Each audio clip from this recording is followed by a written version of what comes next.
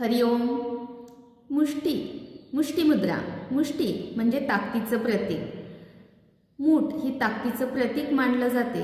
आपल्या शरीरामध्ये वायुतत्व, आकाशतत्व, पृथ्वीतत्व, जलतत्व ह्या 4 तत्वांमध्ये घट झाली तर आपल्याला बऱ्याच व्याधी उत्पन्न होतात.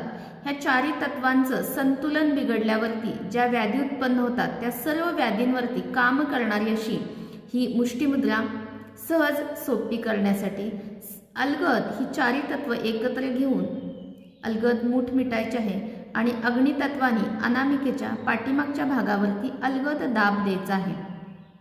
अशा पद्धतीने केली जाते ती ही मुष्टिमुद्रा ही आपल्याला दोन्ही हातांनी करायची आहे. खूप वेळा आपल्याला नैराश्य येतं, नाउमेद वाटत असतं, मानसिक ताण येतो. अशा वेळी ह्या मुद्रेचा अभ्यास करायचा आहे. पचन क्रिया सुधारणे, मलावरोध, आळस घालवण्यासाठी म्हणून पण ह्या मुद्रेचा उपयोग होतो.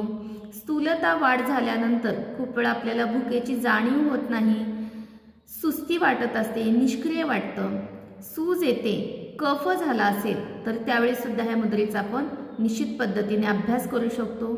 मुष्टिमुद्रा.